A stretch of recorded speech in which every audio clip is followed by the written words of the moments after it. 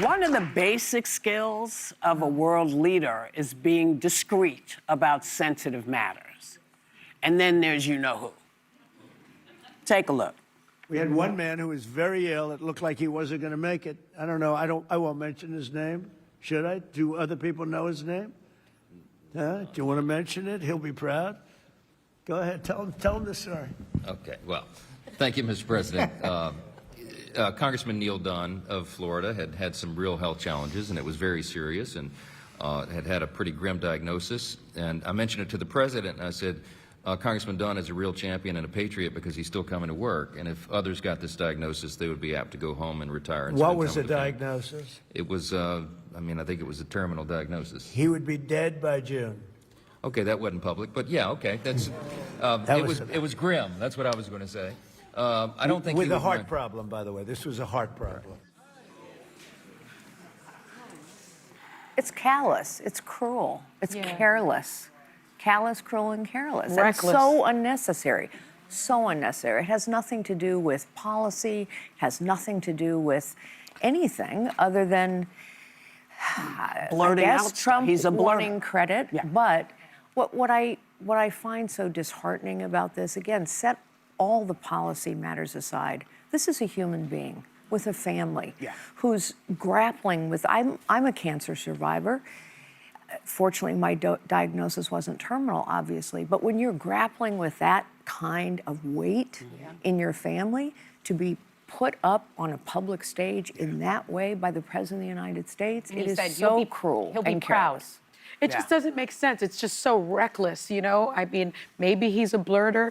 I'm starting to think that the 25th Amendment... I said that a month ago. It's starting to make a little more sense to me. Because if he's blurting this kind of stuff, what else is he blurting? Yeah, like why should he have the nuclear codes if he's doing something like this? But the other thing that the venue didn't seem to make sense. He's at a board meeting, right, at the Kennedy Center. I think one of the interesting things that he didn't want to talk about is that he is closing the Kennedy Center for the next 2 years after slapping his name on it for allegedly $250 million worth of renovations that we, the American people, are going to pay for. And I really think the reason that he's closing it is because as of March 1st, dozens of acts canceled their appearances at the Kennedy Center because they don't want to appear there anymore. Well, I'm gonna grab this one because this really pissed me off. Take a look. Gavin Newsom has admitted that he has learning disabilities. Honestly, I'm all for people with learning disabilities, but not for my president. I think a president should not have learning disabilities, okay? And I know it's highly controversial to say such a horrible thing. The President of the United States, Gavin Newsom, admitted that he has learning disabilities, dyslexia, everything about him is dumb. I like my presidents to not have hallucinations. I like my presidents not to be buttholes. Okay?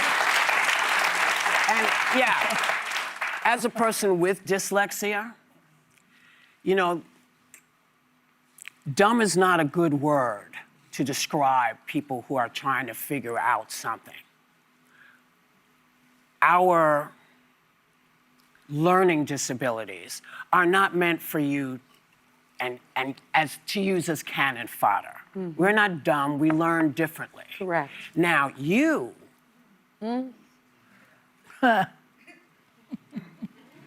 Well, Just gotta say it. one of his professors at UPenn said that in all his 30 years or more of teaching, that President Trump was the dumbest student he had ever had Except in his that, you know what?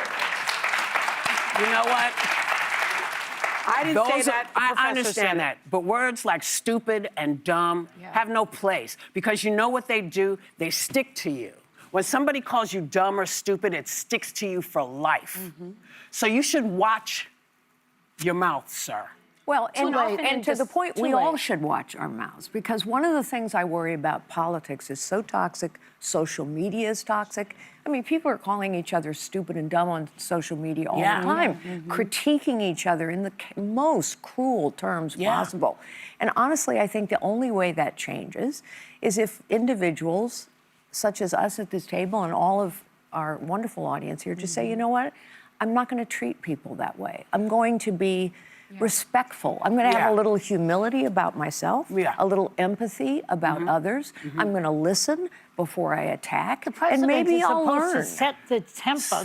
Oh, I gave up on that a long time ago, Joy. But the biggest part here is when you look at young people discovering they might learn differently, you as a parent, as a teacher, as a guide, look and say, oh my gosh, you're missing the point here. You're beautiful, you're smart, you just do it differently. That's right. And so to hear someone like that say that, because I actually believe he means that, the damage there is you've got to take it as a teaching moment and correct it everywhere else, because that is just inappropriate. I think Gavin Newsom is probably happy I because take it he's as a getting under his compliment skin. and a fear factor again for Newsom. Yeah, I think he's he's afraid of getting under Newsom. his skin. Newsom has everything that Trump does not have: a brain, good hair, and charisma. And he's worried about Newsom. And having dyslexia, as we all know, does not equate with being dumb. That's the problem. You do learn differently. There's neurodivergence. There's been so much study in this. I also want to mention that the professor's name that said that he was the dumbest student he'd ever had is Professor William T. Kelly.